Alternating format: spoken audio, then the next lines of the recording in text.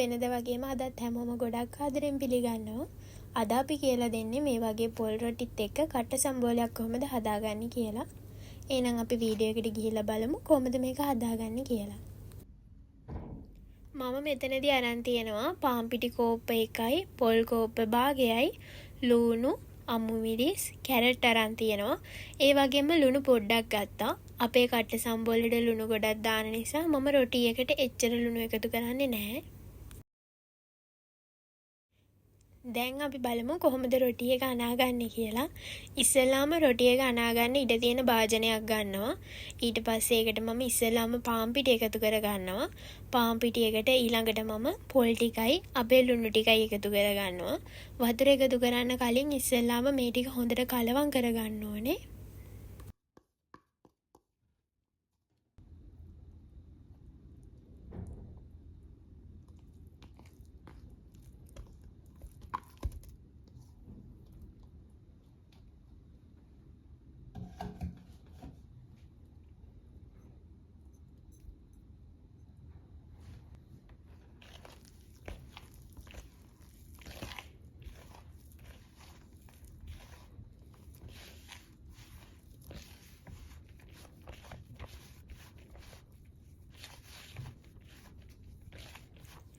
Carrot, ලුණු, මිරිස් ටිකත් අපි මෙතනදී එකතු කරගන්න ඕනේ.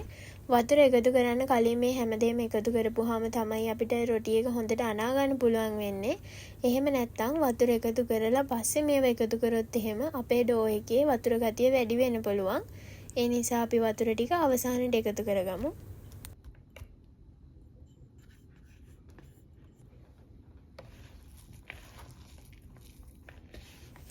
දැන් අපි හැමදේම එකතු කරගෙන ඉවරයි. මේ වෙලාවේදී වතුර ගතිය කොච්චරක් මදිද කියන එක අපිට තේරෙනවා. ඒ මදි ප්‍රමාණයට විතරක් වතුර පොඩ එකතු කරගෙන අපි ඩෝ එක දැන් හදාගමු.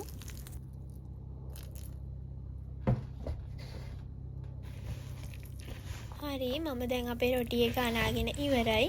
දැන් අපි මේක සම්පූර්ණ ඩෝ එකක් විදිහට හදාගෙන ඒක කොටස් 4කට බෙදාගමු. දැන් මං මේ රොටි ටික බෝල කරගෙන ටික වෙලාවක් අරන් තියෙනවා. ඊට පස්සේ ගත්තාම මේක වඩා ගන්න ලේසි, තද ගතියක් නැහැ. අපි රොටි එකට ගානටම වතුර එකතු කරලා තියෙනවා නම් අපි වඩා ගන්න පිඟානේ හරි තැටියේ හරි තෙල් පොඩ්ඩක්වත් ගානේ නැතුව මේ විදිහට ලස්සනට අපිට අපේ රොටි එක වඩා ගන්න පුළුවන්.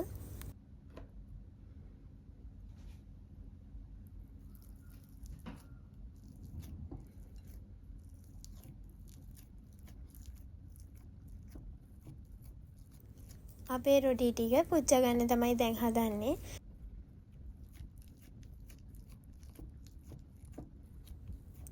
මේ රොටි එක අපි චුට්ටක් මහතට හදාගෙන තියෙන නිසා ටිපේ ගින්දර ගොඩාක් අඩු කරලා තමයි මේ රොටි එක අපි පුච්ච ගන්න ඕනේ.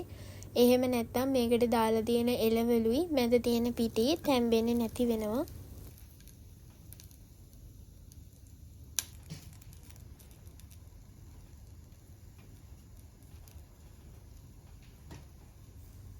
හරි, දැන් අපි මේ රොටිය අනිත් පැත්ත හරවගමු.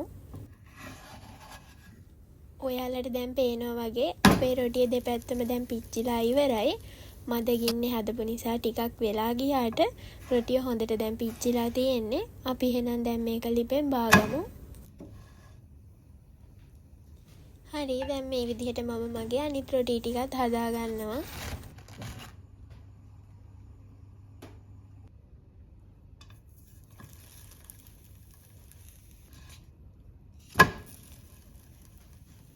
ඉතුරු රොටි ටික හැදෙන අතරේ අපි දැන් අපේ කට සම්බෝලේ හදාගමු.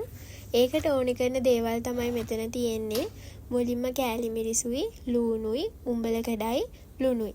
මම මෙතනදී අපි සාමාන්‍යයෙන් කෑමකට දානවට වඩා ලුණු වැඩි ප්‍රමාණයක් අරගෙන තියෙනවා. අපි අපේ කට සම්බෝලේ දැන් කොටාගමු.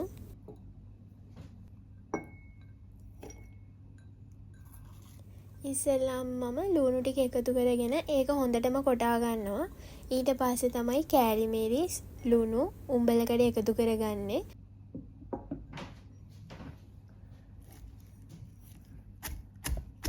උඹලකඩ වල ලොකු කෑලි ගතියක් තියෙනවට මම කැමති නිසා මම අවසානයේ තමයි උඹලකඩ එකතු කරගන්නේ.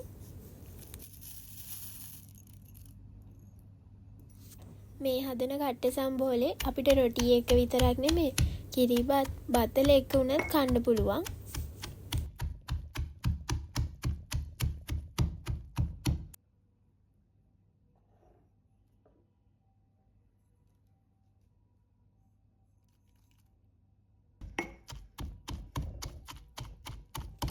ඔන්න දැන් අවසානයේම අපේ උඹලකට ටික එකතු කරගන්නවා. මේ ටිකත් හොඳටම කලවම් වෙන්න මම තව විනාඩියක් විතර මේ ටික ඔක්කොම හොඳට කොටා ගන්නවා.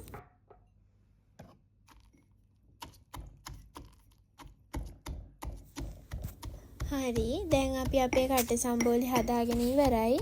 මේකට අවසානයේට දෙහි පොඩ්ඩකුත් එකතු කරගන්න ඕනේ.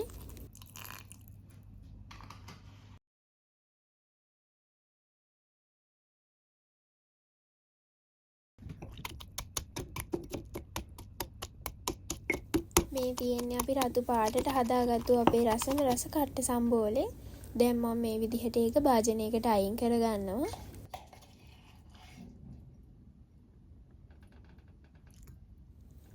අපි අපේ කෑම එක හදාගෙන ඉවරයි.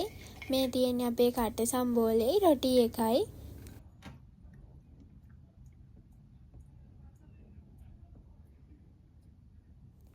ඔයාලත් මේ විදිහට හදලා බලලා රස කොහොමද කියලා පහලින් මට කමෙන්ට් එකක් දාලා කියන්න.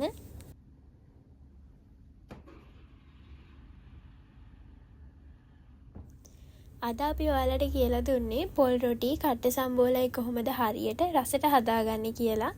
එහෙනම් මේ වගේම තවත් අලුත් රසවත් වීඩියෝ එකකින් ඔයාලව හම්බ වෙන්න එනකන් අදට ගිහිල්ලා එන්න. මේ වගේ තවත් අලුත් වීඩියෝ බලන්න අපේ channel එක subscribe කරලා තියාගන්න.